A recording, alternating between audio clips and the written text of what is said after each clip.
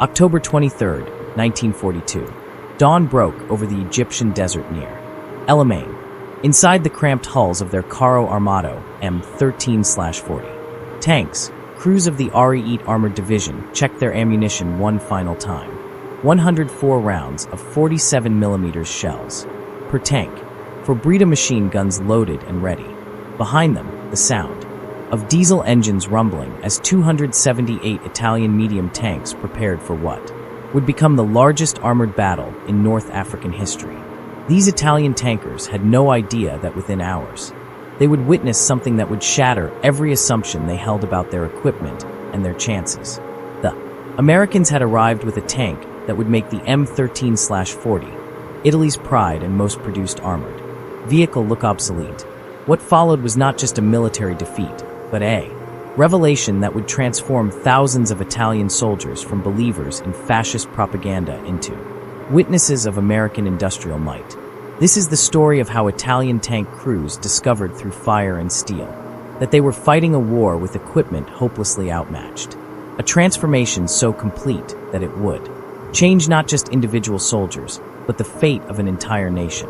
The seeds of this revelation were planted years before in the design rooms of Fiat Analo in 1937. The Italian Royal Army had issued specifications for a new medium tank to replace the aging L3 tankets and the flawed M11/39. The result was the Carro Armado M13/40, named for its scheduled weight of 13 tons and its projected introduction year of 1940. On paper, the M13/40 seemed formidable.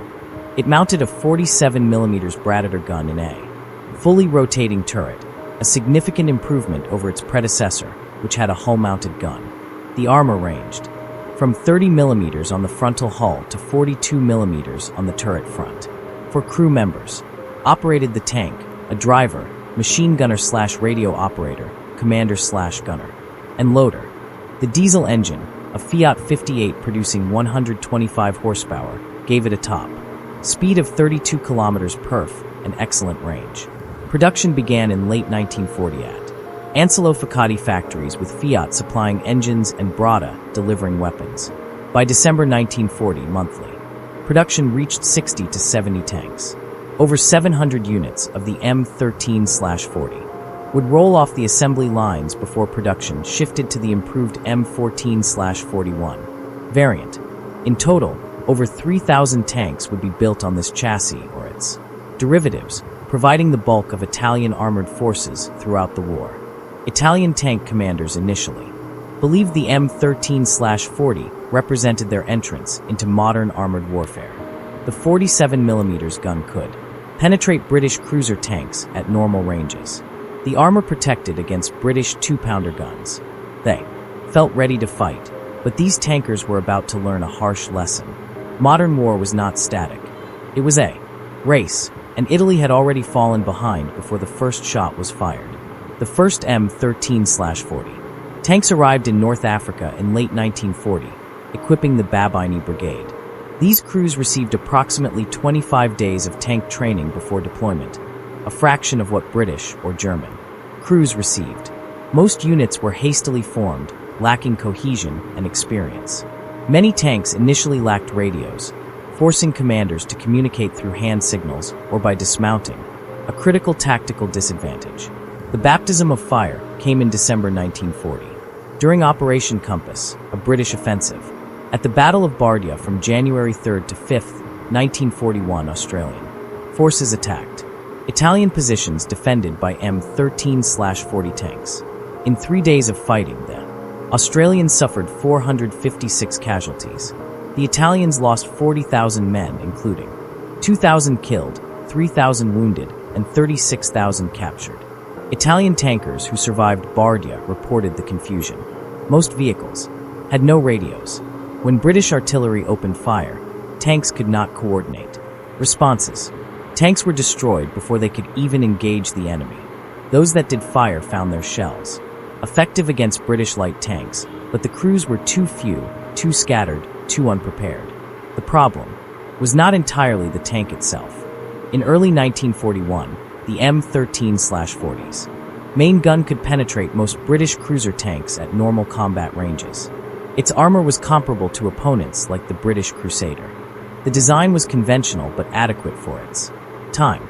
The true weakness lay in training, doctrine, and support. Italian tank. Crews lacked proper instruction in combined arms tactics. Recovery vehicles were virtually non-existent, meaning disabled tanks were often abandoned. Maintenance in the harsh desert. Environment overwhelmed undertrained mechanics. Supply lines stretched thin, across hundreds of miles of African coastline. By April 1941, when the German Africa Chorus arrived in force, the Italians fielded approximately 240 M13 and M14 tanks in first-line service. These crews had learned hard lessons. From the early defeats, training improved. New tank training centers opened in Italy. Crews became more proficient. Radios became standard equipment. Italian tankers learned to work with German units. They could fight, and fight they did. At the first Battle of Bergeby on November 19, 1941, Italian M13/40 tanks from the Ariete Division engaged British armor in a day-long battle. The engagement demonstrated that improved Italian crews could hold their own against British Crusader tanks armed with 2-pounder 40mm guns. Both tanks were vulnerable to each other's weapons. Both had weaknesses and strengths. The battle raged across the desert as columns of smoke rose from burning vehicles. By late afternoon, British forces withdrew, leaving behind 42 to 52 destroyed Crusaders. According to various estimates, the Italians lost 34 tanks. It was a tactical victory that showed Italian tankers had come far from the confusion of Bardia. They had learned their machines. They understood fire and maneuver. Given proper training and support, they could match their opponents. During the Gazala battles in May and June 1942, Italian armor continued to prove effective in certain circumstances. On June 12, 1942, M13/40 tanks from the Trieste Motorized Division engaged British Grant tanks in the fighting south of Knightsbridge. Multiple Allied tanks were destroyed in the engagement. Italian crews used speed and positioning to their advantage. They closed distance and fired at tracks and sides. It was desperate work, but it proved Italian tankers could fight.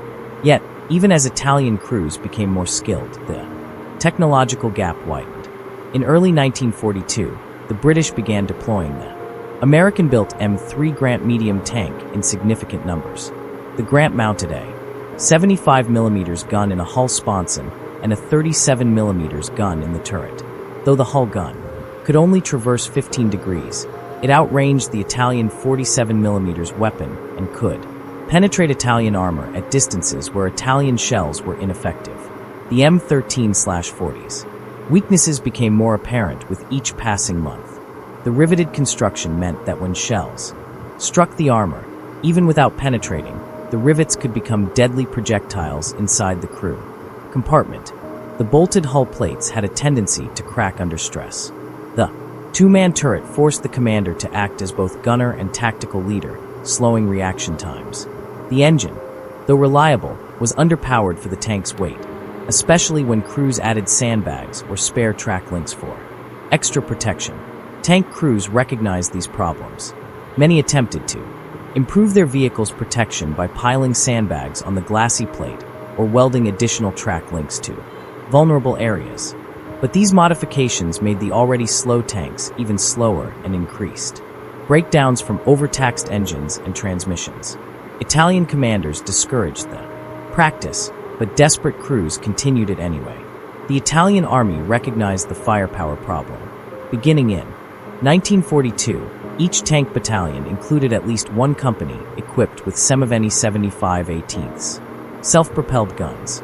These turretless vehicles mounted a 75mm howitzer on the M13/40 chassis and could fire shaped charge high-explosive anti-tank shells capable of penetrating Allied armor. They provided crucial fire support that helped offset the medium tanks' weaknesses. But the Seventas were not tanks. They could not engage in mobile tank combat like the M13/40S, and there were never enough of them. Then came October 1942 and the Second Battle of El Alamein. Lieutenant General Bernard Montgomery's British 8th Army had spent months building up for a massive offensive. 3 armored divisions, including the famed desert rats, prepared to smash through Axis lines.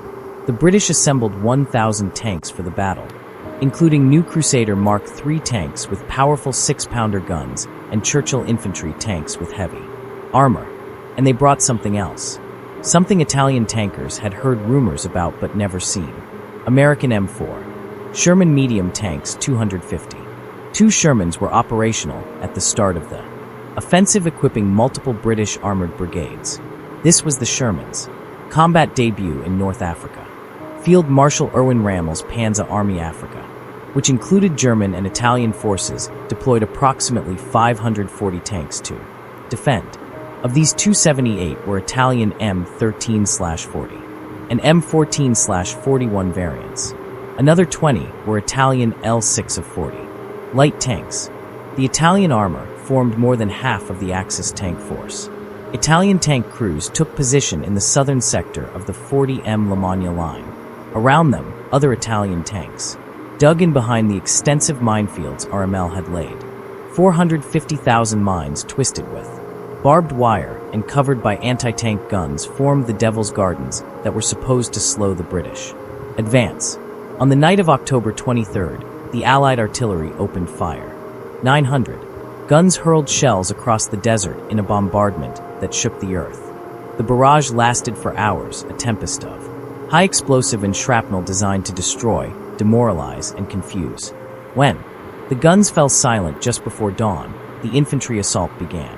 British and Commonwealth troops advanced through the minefields, engineers clearing paths for the armor to follow. On the second day, the tanks came. Italian crews saw them through their commander periscopes as the sun climbed above the horizon. Shapes in the distance, moving through the dust and smoke, too many to count.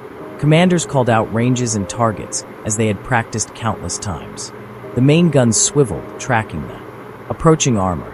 Then they got their first clear look at a Sherman. It was larger than expected, taller. The hull seemed to slope at angles that would deflect shells. Even at over a kilometer away, crews could see the long barrel of the 75mm gun, much larger than their own weapon. The Sherman moved with what seemed like casual confidence, not the desperate rushing of tanks under fire, but the measured advance of a predator that knew its prey was outmatched. The M4 Sherman medium tank represented everything the M13/40 was not. Where the Italian tank weighed 14 tons, the Sherman weighed 31 tons. The Italian tank had 30 to 42 millimeters of armor. The Sherman had 51 to 64 millimeters of frontal hull armor, heavily sloped for better deflection, and 76 millimeters on the turret front. The Italian main gun could penetrate 88 millimeters of armor at 100 m using Spanish Civil War-era test data, though. This dropped significantly against sloped armor. Against the Sherman's sloped frontal armor, Italian shells had little chance of penetration, except at point-blank range. The crews could only hope to penetrate a Sherman from the sides or rear, or by hitting the tracks and suspension. The Sherman's 75mm M3 gun, in contrast, could penetrate 88mm of vertical armor at 100 m and 73mm at 1000 m against the M13/40's thin, unsloped, riveted armor. These shells were devastating. The Sherman could destroy an Italian medium tank from the front at any combat range. Worse still, the Sherman was faster, more reliable, and easier to maintain. Its Continental radial engine produced 400 horsepower, more than 3 times the Italian tank's output, giving it superior acceleration and cross-country performance. The 5-man crew was properly distributed with a dedicated commander freed from gunnery duties. Communication systems were excellent. The suspension handled rough terrain better. Ammunition storage was better protected.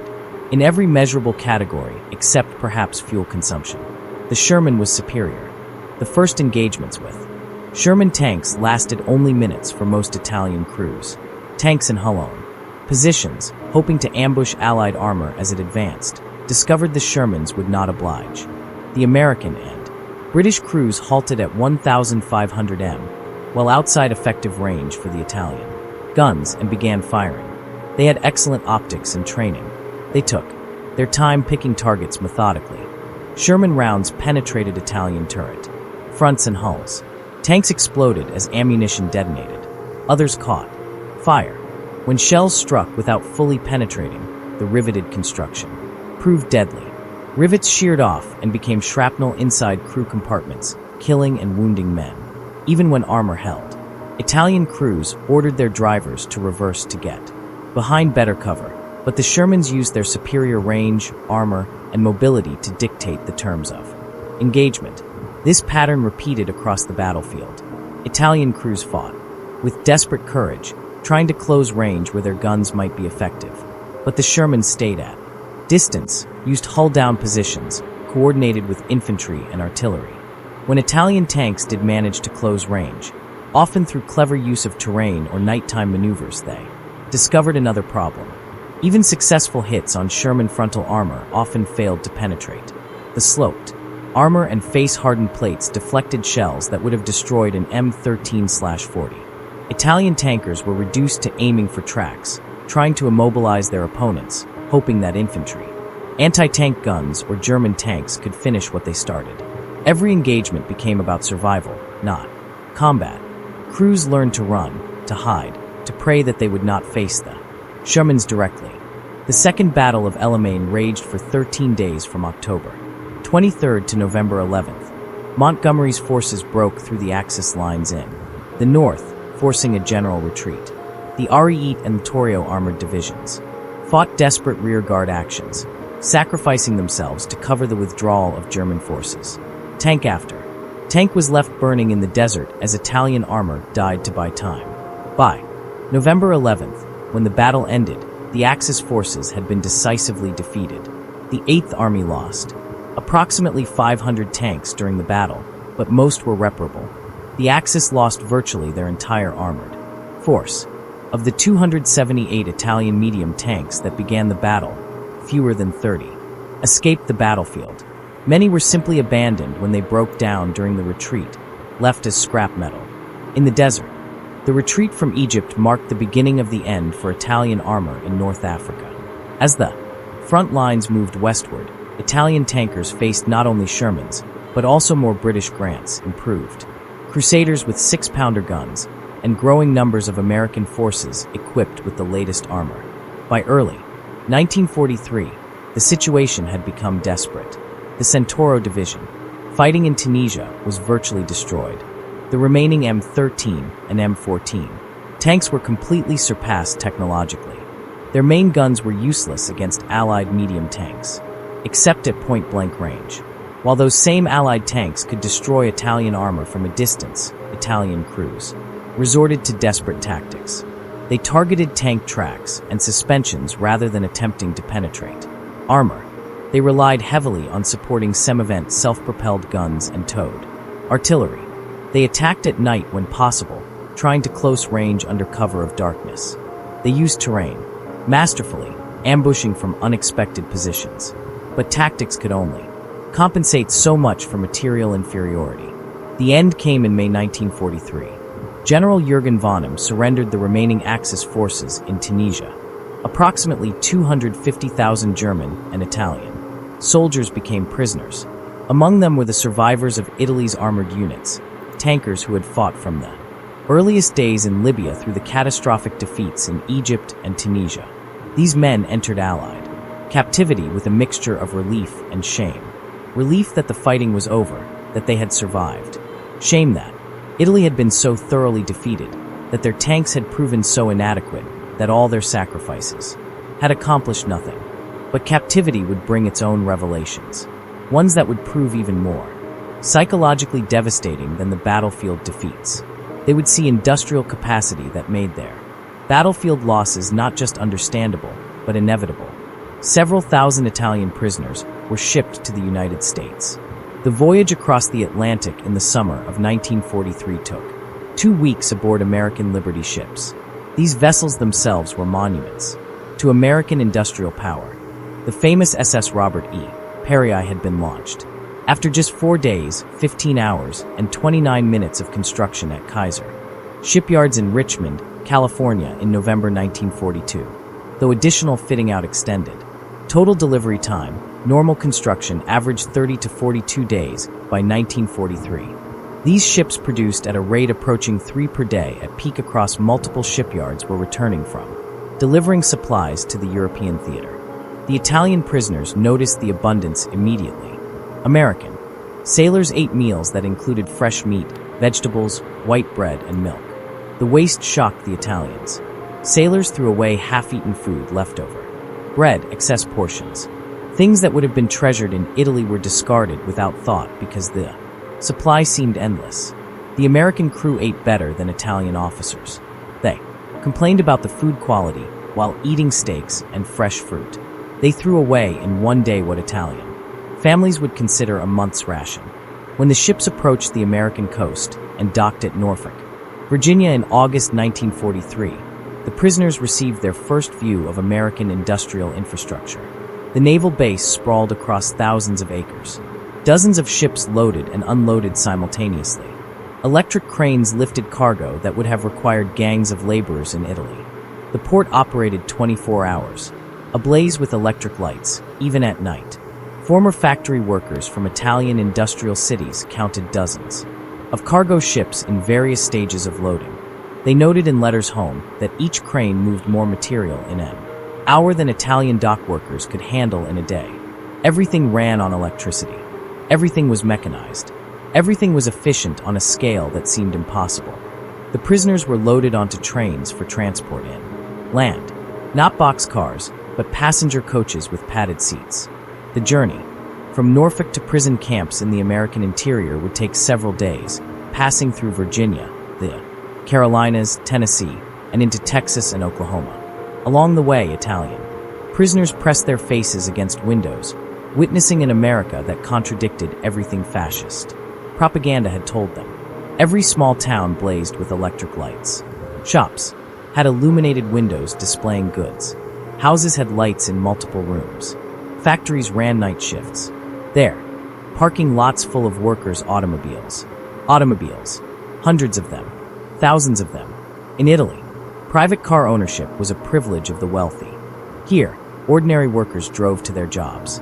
Italian officers, who had traveled through Germany, noted in letters that passed Allied censors that they had traveled through dozens of American towns and cities. Everyone had more electric lighting than Rome. They passed factories larger than anything in Milan or Turin. At midnight, they saw parking lots full of cars belonging to workers on the Pormus. Night shift workers owned cars. In America, workers owned cars. The trains passed near industrial facilities that demonstrated American manufacturing capacity. Near Louisville, the prisoners glimpsed the rubber town synthetic rubber complex. Multiple massive factories, each employing thousands, formed part of a national program that produced over 800,000 tons of synthetic rubber annually by 1945. Louisville's facilities alone contributed nearly 200,000 tons at peak production. Italy and Germany combined could not match the total American output. Near Detroit, the trains slowed as they passed Ford's Willow Run bomber plant. This single factory, built in just 9 months, produced a B-24 Liberator bomber every 63 minutes at peak production in 1944. At its height, 42,000 workers assembled. Bombers from over 1.5 million parts manufactured by 1,500 subcontractors. The plant was visible for miles, a structure so large it seemed impossible. Italian prisoners who had served in the Rea Aeronautica recognized what they were seeing. That one factory produced more aircraft in a month than all of Italy produced in a year. They had flown missions over British positions and wondered where all the planes came from. Now they knew, and the British planes were nothing compared to American production. The prison camps themselves provided the next level of revelation. Camp Hereford in Texas, one of several facilities housing Italian prisoners, held approximately 5,000 men in wooden barracks with electric lights, flush toilets, hot showers, and steam heat. The camp hospital had X-ray machines, surgical equipment, and pharmaceutical supplies superior to most civilian hospitals in Italy.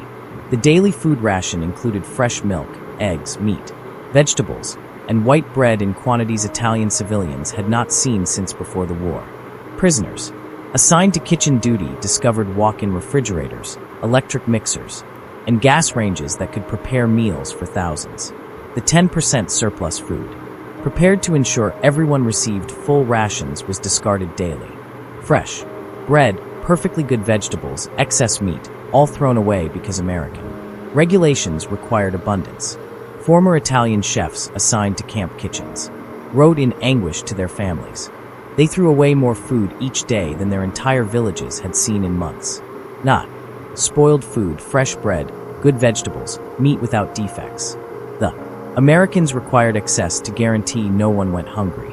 They had so much that waste was policy, not failure. By autumn 1943, the labor shortage in American agriculture led to Italian prisoners working in fields and factories under Geneva Convention rules. They could not work directly on war production, but they could labor in industries that freed American workers for military service. This meant Italian tankers, men who had fought American forces in the desert, now witnessed American productive capacity firsthand. At farms in Nebraska, Italian prisoners worked in wheat fields that stretched to the horizon. A single combine harvester did the work of 100 men using traditional methods. Yields reached 60 bushels per acre, double what Italian farms achieved on their best land. The farmers spoke casually of production that would have been fantasy in Italy.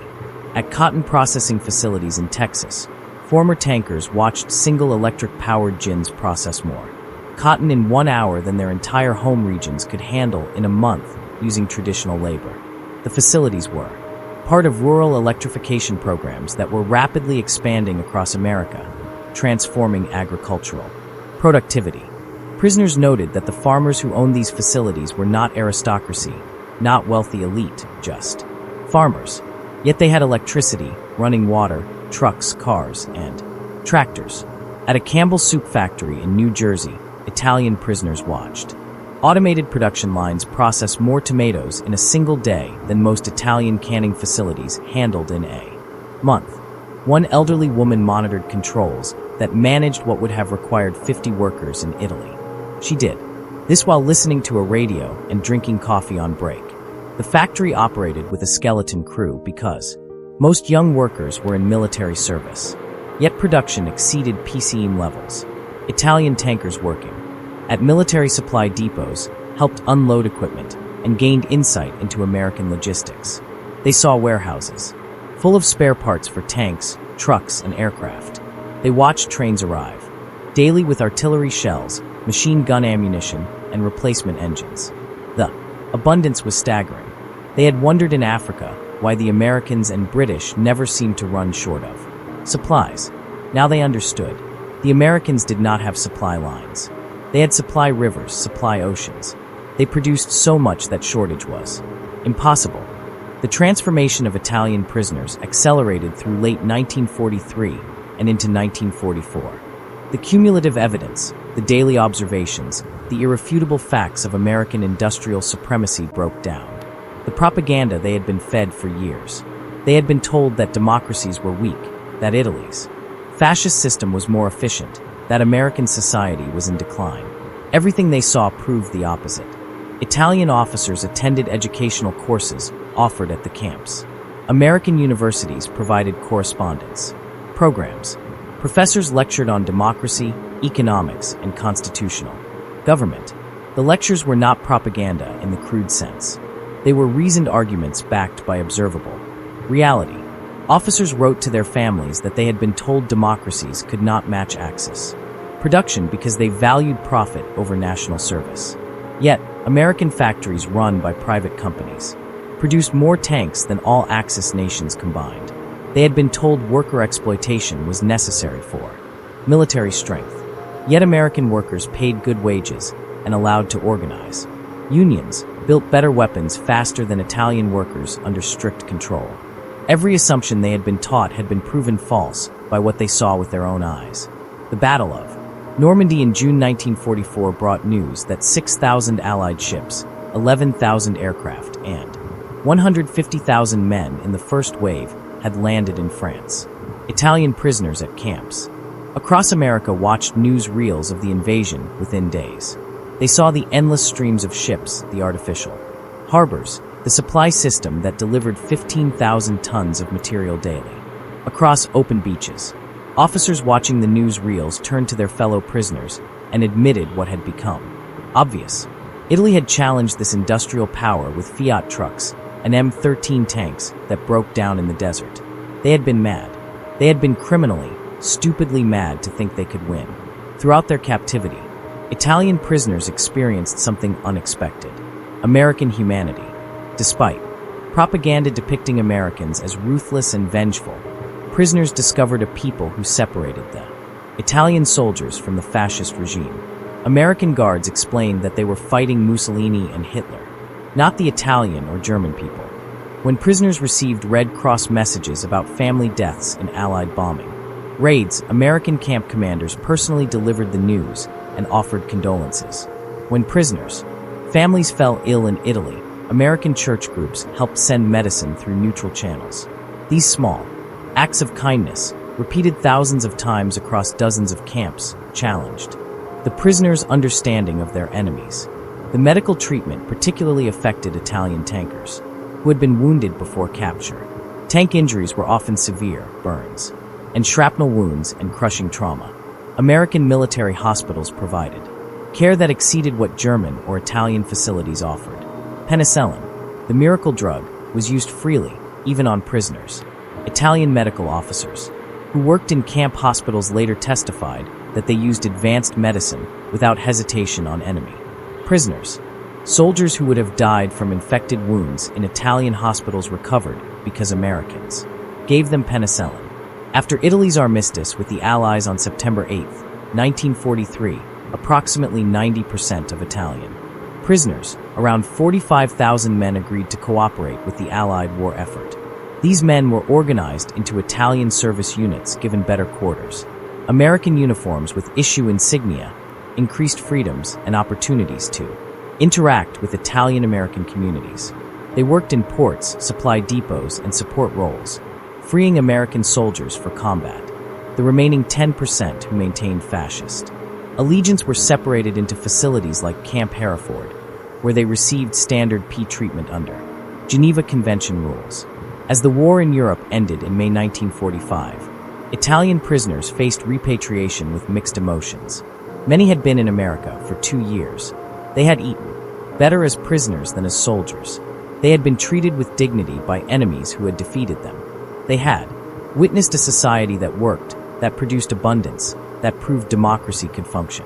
The last months of captivity were spent preparing for return. American authorities provided vocational training, agricultural education, and political instruction about democratic governance. Prisoners learned about economic systems, constitutional rights, and civic participation. They were being prepared not to return as defeated soldiers, but as potential citizens of a new democratic Italy. Between 1945 and 1947, tens of thousands of Italian prisoners returned to Italy. The country they found was destroyed, cities bombed, infrastructure ruined, economy collapsed. The fascist government that had sent them to war was gone, replaced by fragile democratic institutions. But these returning prisoners brought something valuable: knowledge of how a democratic industrial society functioned. They had seen efficiency without tyranny. They had witnessed prosperity without conquest. They had learned that strength came from freedom, not control. The Italian economic miracle of the 1950s and 1960s was built partly on knowledge gained in American prison camps and on American Marshall Plan aid. Former prisoners brought American methods to Italian industry. They implemented agricultural techniques learned on American farms. They supported democratic institutions because they had seen democracy work. Historians who have studied the Italian prisoner of war experience in America note several remarkable statistics. Of the tens of thousands of Italian prisoners held in the United States, fewer than 1% attempted escape. Post-war surveys showed that 95% rated their treatment as good or excellent. Thousands maintained correspondence with American families for decades after the war. Many immigrated to America in the 1950s and 1960s. The technical specifications tell part of the story. The M13/40 weighed 14 tons with 30 to 42 millimeters of armor and a 47 millimeters gun. The Sherman weighed 31 tons with 51 to 64 millimeters of frontal hull armor, heavily sloped, and 76 millimeters on the turret front. The Sherman's engine produced 400 horsepower compared to the M13's 125. Both guns could penetrate approximately 73 to 88 millimeters of vertical armor at 1000 m, but the Sherman's sloped armor made it effectively much thicker. But the deeper story is about systems, not just machines. Italy produced approximately 3,000 tanks on the M13/40 chassis and its variants during the entire war. America produced over 49,000 Sherman tanks between 1942 and 1946. American industry built tanks faster than they could be destroyed. Italian industry could not replace losses. The M13/40 required skilled craftsmen to build. Production rates rarely exceeded 70 tanks per month. The Sherman was designed for mass production from the start. At peak production, American factories delivered over 2,000 Shermans per month. One factory alone produced more tanks than Italy's entire annual output. This production capacity was replicated across every category of military equipment, aircraft, trucks, artillery, ammunition, all produced in quantities that Italy could not match. The Italian tankers who fought Shermans at El Alamein were not defeated by better soldiers or superior tactics, though both played roles. They were defeated by an economic system that could sustain total war on a global scale. Historians who studied Italian armor in World War II have concluded that the M13/40 was not a terrible tank by 1940 standards. It was adequate for its time. The problem was that by 1942 it was obsolete, and Italy lacked the industrial capacity to design, produce, and field a successor in meaningful numbers. Italian tankers fought courageously with increasingly obsolete equipment against enemies with superior material. Their defeat was inevitable not because of cowardice or incompetence, but because of mathematics. The story of Italian tankers facing Sherman tanks is ultimately a story about industrial capacity determining military outcomes. No amount of courage or tactical skill could overcome a 3:1 disadvantage in numbers combined with a technological gap that made each individual Sherman superior to each individual M13/40 in nearly every measurable way. But it is also a story about transformation. The Italian prisoners who witnessed American industrial might did not just learn that they had been outmatched. They learned why. They saw an economic and political system that produced abundance through freedom rather than scarcity through control. They returned to Italy as advocates for democracy, helping build a nation that would become one of America's closest allies. Second Lieutenant Luigi R.B. Pascucci of the Ariete Division exemplified the courage of Italian tankers even in the face of impossible odds. On November 4th to 5th, 1942, at the Second Battle of El Alamein, Pascucci commanded 11 M13/40 tanks in a final counterattack against the British 8th Armored Brigade. His action allowed the Ariete Division to retreat. Though Pascucci himself was killed in the fighting, he was posthumously awarded Italy's highest military honor, the Medaglia d'Oro al Valor Militare. Today, the Italian Army's 13th Tank Battalion bears his name, M.O. Pascucci, honoring his sacrifice. General Francesco Antonio Arena commanded the Ariete Division during its final battle at El Magna on November 4th, 1942. As his division was surrounded and destroyed, Arena sent a famous last message that captured both the desperate situation and the determination of Italian armor. Enemy tanks broke through south of Ariete Division. Thus, Ariete surrounded. Located 5 kilometers northwest of Burl Abdi, Ariete tanks are fighting. The division earned its gold medal of military valor for conduct in multiple engagements at Tobruk, Burg, Gubbi, Gazala, Alam el-Hala, and El Alamein. British and New Zealand accounts acknowledge the effectiveness of Italian armored units when properly equipped and led. The Ariete Division, despite obsolete equipment and initial training deficiencies, proved capable of determined resistance. British historian John Latimer assessed that Italian soldiers were tough and hardy, and on innumerable occasions they fought as bravely as any soldiers in the world. The Folor Paratrooper Division sent 5,000 men to El Alamein with only 304, surviving fighting to their last ammunition. The transformation was complete. Italian tankers had gone to war believing in fascist strength. They encountered Sherman tanks and discovered their equipment was hopelessly outmatched. They became prisoners and witnessed the industrial system that made their defeat inevitable. They returned home as advocates for the democratic capitalism that had beaten them, helping build a new Italy allied with the nation that had crushed their tanks in the desert. In the end, America's victory over Italian armor was not just military. It was ideological, economic, and complete. The M13/40 crews who fought at El Alamein left the battlefield defeated, but those who experienced American captivity left transformed, carrying back to Italy seeds of democracy that would help create the prosperous free nation that exists today. The rumble of diesel engines in the Egyptian desert that October morning in 1942 marked not just the beginning of a battle, but the beginning of a transformation. Italian tankers climbed into their M13/40 tanks as fascist soldiers. They emerged from the war as witnesses to a better system, one that would shape Italy's future for generations. They had been stunned by Sherman tanks on the battlefield, but ultimately, they were converted by what those Shermans represented: the overwhelming productive capacity of free people working in free markets, building a free society. That was the true weapon that defeated Italian armor, and that was the lesson that rebuilt Italy after fascism fell. The story stands as testament to a profound truth. Military technology reflects economic systems. The Sherman tank was superior to the M13/40, not because Americans were inherently better engineers, though American design was excellent. It was superior because American democracy created conditions where innovation flourished, where mass production thrived, where abundance was possible. Italian tankers learned this lesson in the hardest way imaginable: through defeat, through captivity, through witnessing the success of their enemy's system. But they learned it thoroughly, and in learning it, they helped transform Italy from a fascist dictatorship into a democratic republic, allied with the very nation whose tanks had destroyed theirs in the North African desert. The M13/40 now sits in museums as a relic of a failed system. The Sherman, though also retired, is remembered as a symbol of democratic industrial might. But the real legacy is not in the tanks themselves.